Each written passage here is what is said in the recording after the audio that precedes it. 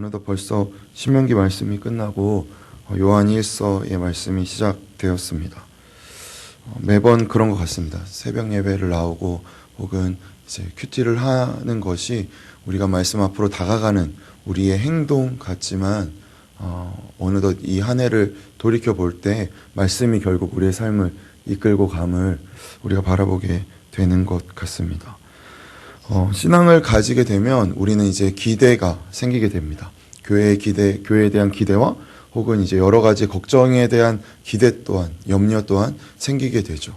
우리의 신앙을 가지게 될 때 우리는 당연히 그리스도의 몸을 이루는 공동체에 대한 기대로 인해서 그렇지 않은 자들과의 싸움이 벌어지고 외부와의 싸움이 벌어지게 된다고 생각하게 되지만, 물론 그러한 상황도 있으나 내부적인 어려움도 있다는 것을 우리는 경험하게 됩니다. 그리고 이것이 요한 서신이 다루고 있는 주제입니다.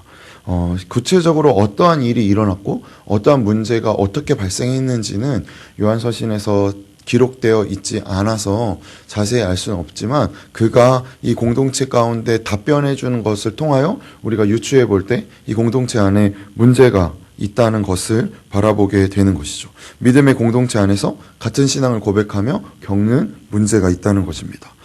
초대교회의 가장 중요한 논쟁거리 중에 하나는 영지주의였습니다. 이제 자주 들으셔서 아시겠지만 정신과 육체를 이원론적으로 분리해서 정신적인 것은 고귀한 것이고 육체적인 것은 좀 저급한 것으로 바라보는 것이 유효했죠. 그런데 이것이 어디까지 연결이 되었냐면 예수 그리스도의 성육신을 그러니까 조금 어려운 말로 가현설, 그러니까 눈에 보이는 예수님이 그냥 눈에 보인 것뿐이다. 그는 육체를 입고 올 수가 없다. 왜냐하면 육체는 부정한 것이기 때문에 신이신 그가 육체를 입고 오셨을 리 없다. 그것은 환상이었다라고 주장하는 자들이 나타나게 되었습니다. 이것은 이 이원론적, 그러니까 헬레니즘적인 사고 방식에서 발생된 정신적인 건 고귀한 것이고 육체적인 건 천하이기 때문에 하나님이신 분이 어떻게 천한 육체를 입을 수 있었는가에 대한 주장으로 나온 것이었죠. 그렇기 때문에 요한은 1절에서 육신으로 오셨다는 것을 강력하게 주장하는 것입니다. 하나님의 생명이 사람이 되셔서 현재로 나아오셨다는 것, 지금의 현실로 오셨다는 것은 굉장한 충격이었고 엄청난 사실이었습니다. 그래서 요한은 반복해서 말하는 것이죠. 우리가 들었고, 우리가 눈으로 보았고, 우리가 주목하였고, 우리가 손으로 만졌던 그것, 우리가 그분을 알았다. 우리가 그분의 친구들이었다. 그리고 우리는 여전히 그분의 친구들이다 라고 선언하고 있는 것입니다. 기독교 신앙이 말로만 되거나 개념 속으로 들어가고 정신적인 것으로 치부되는 순간 현실적인 실천과 순종이 사라지게 됩니다. 우리의 생각이 우리이지 않음을 망각하게 되어버리는 것이죠. 그래서 비평은 하지만 창작을 하지 않습니다. 우리는 누구를 심판하거나 점수를 매기기 위해 있는 존재가 아니라 우리 자신이 신앙인이 되기 위해, 우리가 하나님의 형상의 의미가 무엇인지, 그리스도의 십자가의 자유의 의미가 무엇인지 발견하기 위해 부름을 받았고, 그 사실을 확인하며 우리의 삶으로 대답할 때 우리가 하는 신앙의 고백이 의미가 있음을 망각하게 되는 것이죠. 정신적인 것만 머물 때 말입니다. 그래서 우리의 신앙 고백에 걸맞게 신자의 삶으로 우리가 나아갈 때 이것이 드러나는 것이 우리의 고백이 의미가 있는 것입니다. 우리가 사고하는 정신이 우리 하나님 앞에서 들은 말씀을 가지고 우리 마음 가운데에 되뇌이고 그것을 묵히고 또한 그것에 대해서 고민하는 것들이 삶으로 드러날 때 의미가 있는 것이죠. 어떠한 문제인지 자세히 드러나 있지 않아서 이 문제 때문에 이러한 대답이다라고 말할 수 없으나 그 문제는 같은 신앙을 고백하는 공동체였으나 사랑이 없었기 때문임을 바라보게 됩니다. 근데 이건 사실 지금도 유효하죠. 어느 교회나 공통적으로 듣게 됩니다. 저도 청년 때 청년들한테, 그리고 고등부 때 고등부 친구들한테 듣게 돼요. 우리 교회는 사랑이 없다. 그 말이죠. 그래서 한편으로는 지네들이 뭘 아나? 라는 마음이 들기도 하지만 사실 한국 교회만 그럴까요? 모든 교회가 저는 그럴 것 같아요. 사랑이 없다라고 말하는 교회가 미국 가도 그럴 것 같고 유럽 교회 가도 더 그럴 것 같고요. 아프리카 교회를 가도 그럴 것 같습니다. 그런데 사랑은 무엇입니까? 사랑은 성경적인 정의로 오래 참는 것입니다. 악한 것을 생각지 않고 무례히 행치 않는 것이죠. 그런데 이런 것이 없는 상황, 이 사랑이 없기 때문에 이상주의적인 비평과 이 빠른 소리가 난무하였기 때문에 요한은 사랑을 이야기하고 있는 것입니다. 그런데 사랑이 없으면 결과만 보입니다. 과정이 보이지 않습니다. 저 사람이 왜 그렇게 행동하는지 그의 행동이 꼴보기 싫을 뿐이지 그가 왜 그렇게 행동하는 그 과정이 우리 눈 가운데 들어오지 않죠. 쉬이 고등부랑 청년 지체들과 함께 이야기를 나누다 보면 본인의 삶은 너무 힘들어요. 아침부터 일찍 일어나가지고 학교를 가거나 그 학교에서 열심히 공부를 해서 선생님의 그 어려운 수업을 듣고 너무 지칩니다. 지쳐서 집에 들어와서 피곤해서 잠을 자게 돼요. 그러면 사랑이 없는 부모님은 결과만 보게 되죠. 이 화상이 씻지도 않고 침대로 들어갑니다. 그러면 고백하게 된 거죠. 우리 집에는 사랑이 없어. 엄마는 내가 얼마나 힘들게 내 하루를 살았는지 알지 못해. 되게 우스운 소리지만 사실 이것이 사랑에 대한 정의에 대해서 우리가 고민하게 되는 거죠. 우리가 결과로 바라보는데 익숙하다는 사실을 우리는 종종 잊게 됩니다. 그가 왜 그렇게 말했는지, 그가 왜 그렇게 행동했는지. 그런데 예수 그리스도의 오심이 우리 가운데 무슨 의미입니까? 과정을 보여주신 거죠. 그의 삶을 우리 가운데 보여주신 것입니다. 왜 그렇죠? 과정이 중요하기 때문입니다. 그가 굳이 아기 예수로 나타나셔서 그래서 장성한 분량에 이르기까지 성장하시고 그래서 청년의 때까지 이르르셔서 사역을 하시고 결국 십자가를 선택하셔서 죽으시고 부활하셨다는 것이 무슨 의미입니까? 그의 삶을 우리가 본받으라는 것이죠. 그 과정이 헛되지 않다는 것입니다. 그 말은 무엇입니까? 지금 우리가 살아내어 가고 있는 우리의 삶이 헛되지 않다는 것이죠. 이 과정이 존귀하다는 것입니다.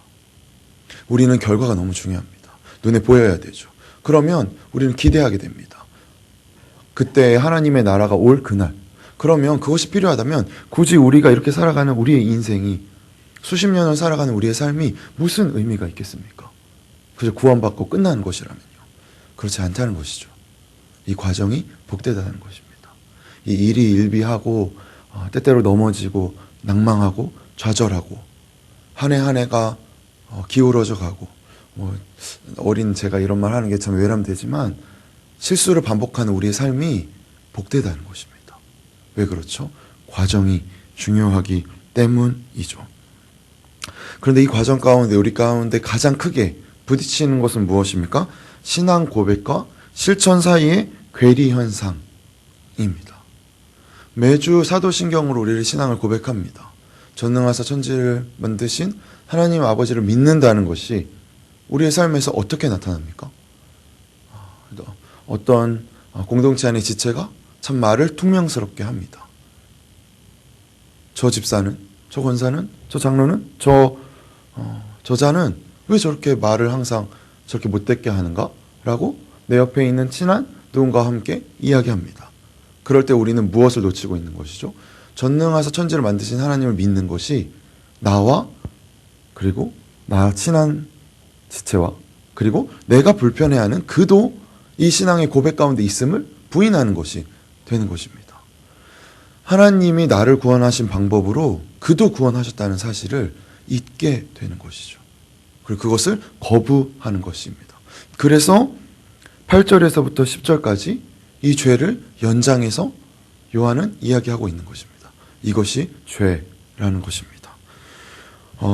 구속받은 신자라고 할지라도 죄를 짓습니다. 우리는 개인적으로 자신의 신앙과 구원에 대한 죄에 대해서 이 죄를 점검할 때 우리는 도덕적 기준으로 쉬이 접근합니다. 그러나 요한서신에서는 윤리적, 도덕적 차원의 죄에 대한 이해를 넘어서 공동체적으로 어떻게 나타나 있는가를 말하고 있는 것이죠. 이것이 우리가 죄의 결과라는 것입니다. 이 안에서 나타나는 사건과 이 안에서 나타나는 것들을 결과론적으로 비평만 하는 것. 이 안에서 어떠한 과정이 일어나고 있고 우리가 어떠한 과정 가운데로 가고 있는가를 바라보는 것이 아니라 결과적으로 접근하는 것에 대해서.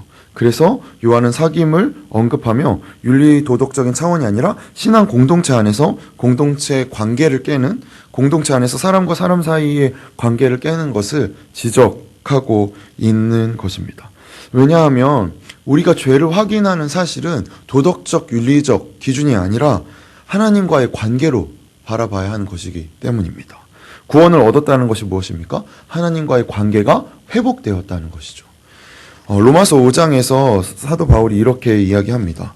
그러므로 우리가 믿음으로 의롭다 하심을 받았으니 우리 주 예수 그리스도로 말미암아 하나님과 화평을 누리자라고 이야기합니다. 이것이 무엇이죠? 하나님과의 평화가 구원인 것입니다. 하나님과의 관계가 회복된 것을 구원이라 하는 것이죠. 그러나 우리는 아직 하지만 우리는 분명히 하나님의 자녀고 거룩한 성도로 칭함 받았습니다. 그러나 죄로부터 완전히 해방되고 깨끗해져 있지는 않은 것이 우리의 현실인 것이죠. 아직 그러한 것입니다. 우리가 변화된 몸을 받고 하늘나라의 부름 받을 때까지는 구습의 죄의 본성의 영향을 받고 있습니다. 이것이 사실이죠. 그러나 우리가 신자, 우리가 교회라고 할 때 우리의 기준, 우리가 갖고 있는 기준은 완전함인 것 같습니다. 흠이 없음을 기준으로 바라보게 되는 것 같아요. 하지만 신자의 신재되는 본질은 믿음에 있는 것입니다. 완전함에 있는 것이 아닙니다. 흠이 없음에 있는 것이 아닙니다. 신자의 신재됨의 본질은 믿음에 있는 것이죠. 믿음은 완전과 다른 것입니다. 완전을 바라고 약속을 받은 존재이기 때문에 믿음을 가지고 있다는 것을 우리는 기억해야 하는 것이죠. 완전을 바라고 소망하는 것은 완전에 비교하는 것과 다른 문제입니다. 그러니 우리는 겸손할 수밖에 없는 것이고 요한서신에서 계속해서 사랑을 언급하는 이유가 바로 이것인 것이죠. 우리의 마음에서 악한 생각과 시기, 질투, 체념, 분노, 절망 이런 것들이 깨끗하게 없어져 있지 않다는 것은 우리가 죄에 놓여진 존재라는 사실을 명확하게 드러내어 줍니다. 우리가 아직 온전하지 않기 때문인 것이죠. 믿음이란 이런 걱정, 근심, 갈등이 없는 상태를 이야기하는 것이 아니라 약속을 받고 있기 때문에 우리는 점검할 수 있는 것, 그러니까 어떤 상태라는 것입니다. 갈등이 왜 있죠? 갈등은 포기하지 않기 때문에 있는 것입니다. 포기하면 갈등이 있을 수가 없습니다. 내 자녀가 내 앞에 주어진 현실이 하나님 앞에 신실함으로 좀 더 반응하기 위해서, 그래서 그를 인도하기 위해 그에게 하나님의 말씀을 말합니다. 그러나 하나님의 말씀을 깨닫지 못한 그가 여전히 자기의 옳은 대로 행합니다. 그럴 때 무엇이 나타납니까? 갈등이 나타납니다. 그것은 무엇이죠? 포기하지 않음 때문이죠. 그냥 그래 너는 너 살고 싶은 대로 살아 라고 하는 순간 갈등이 없어지게 됩니다. 그런데 이 갈등과 긴장은 사실은 약속을 하기 때문에 주어지는 것이라는 것이죠. 그러면 믿음의 대표적인 증상이 무엇일까요? 저는 의심인 것 같습니다. 약속으로는 분명히 갖고 있는데 현실이 그렇지 않기 때문에 불안합니다. 걱정이 되죠. 현실로 나타나기 전까지, 내 눈으로 보기 전까지는 불안한 것이 인간의 한계인 것입니다. 그럼에도 불구하고 우리가 신뢰하고 약속을 지키는 이유는 무엇입니까? 우리가 약속 안에 있는 자들이기 때문입니다. 죄는 특정 도덕법을 어긴 것을 의미하지 않습니다. 죄는 상태이고 경향입니다. 하나님의 통치를 거부하는 상태인 것이고 이웃과 화목하기를 거부하는 상태인 것이죠. 혼자로 돌아오는 것입니다. 꼴 보기 싫습니다. 용서하기 싫고 기다리기 싫은 것인 것이죠. 나는 그 꼴 못 봐 인 것입니다. 이것이 죄인 것이죠. 이게 도덕적인 모습보다 더 큰 죄라고 말하고 있는 것입니다. 왜 그렇죠?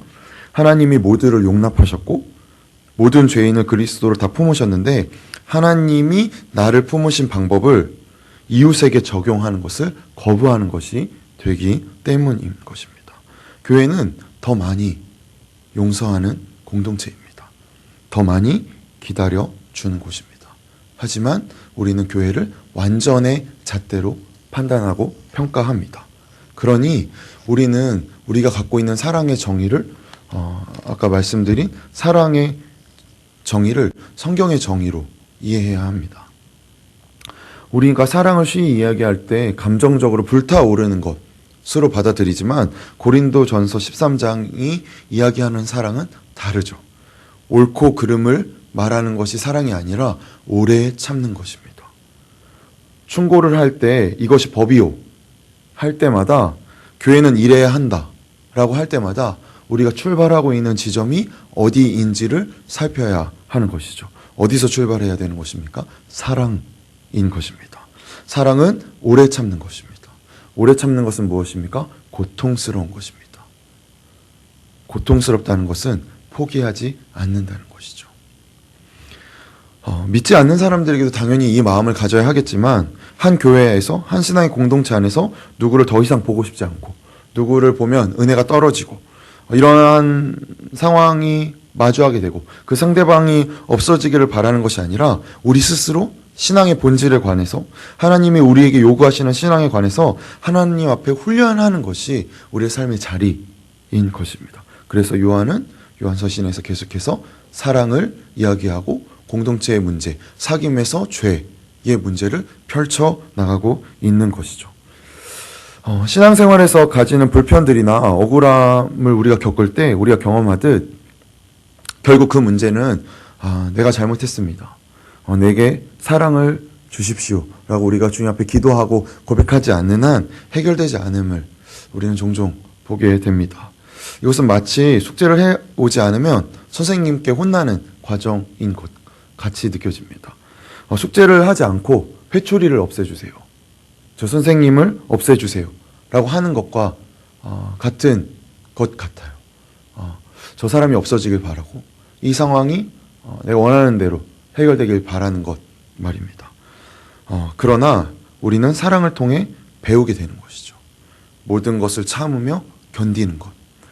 사랑은 믿음 안에 있는 것이기 때문입니다. 나 스스로도 지금 수준이 끝이 아니라는 것을 믿고 내가 지금 누구에게 불만스러운 것도 그 사람이 거기서 끝이 아님을 믿는 것. 이것이 사랑이고 믿음인 것입니다. 그리고 우리가 모두 해야 하는 신앙적인 싸움인 것이죠. 누가 잘했고 못했고가 아니라 우리를 완성시키기 위해 하나님께서 우리를 묶으셨다는 사실을 기억해야 합니다. 나도 하나님의 계획 안에 있듯이 그도 하나님의 계획 안에 있다는 사실. 그래서 우리가 함께 하나님의 계획 안에서 이루어지는 그리스도의 몸이라는 사실. 그렇기 때문에 나는 판단과 비판하는 존재가 아니라 끊임없이 이 관계 안에서 오래 참고 기다리고 그리고 내가 오래 참고 기다리듯 하나님께서도 우리를 오래 참고 기다리고 계시다는 사실. 이것을 기억하며 살아내는 것이 신자의 삶임을 오늘 하루도 기억하며 목장 식구들 혹은 우리 교회 안에 함께하는 지체들 가운데 우리와 불편함이 있는 관계를 위해 오늘 하루는 좀 그를 축복하고 좀 따뜻한 메시지 하나라도 날 추운데 옷은 따뜻하게 입었는지 한번 생판 연락 안 하시다가 한번 이렇게 메시지 보내보시면 어떠실지.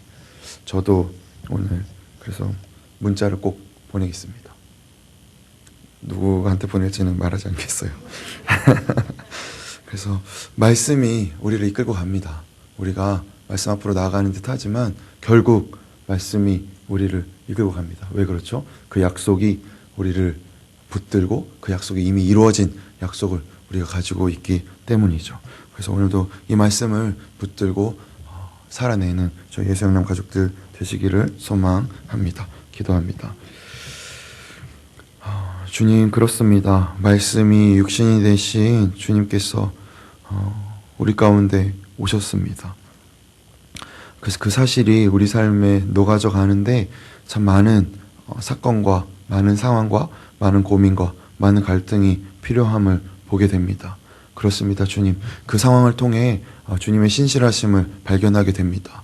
여전히 우리를 사랑하시고 어떠함에도 불구하고 우리를 인도하시고 괜찮다 말씀하시고 내가 너를 기다린다 말씀하시고 내가 너를 사랑한다 말씀하시는 그 사랑을 입은 우리가 그 사랑에 힘입어 서로를 용납하고 우리가 불편한 관계에 있는 자들을 위해 기도하고 그들을 감내하고 주님께서 기다리셨듯 우리 또한 기다릴 수 있는 그 사랑을 우리 가운데 허락해 주시옵소서. 그래서 우리가 함께 연합하여 그리스도의 몸을 이루어가는 그러한 우리 될 수 있도록 인도하여 주시옵소서. 그렇게 이끄시는 주님께 감사드리며 살아계신 예수님의 이름으로 기도드렸습니다. 아멘. 주기도문으로 예배를 마칩니다. 하늘에 계신 우리 아버지여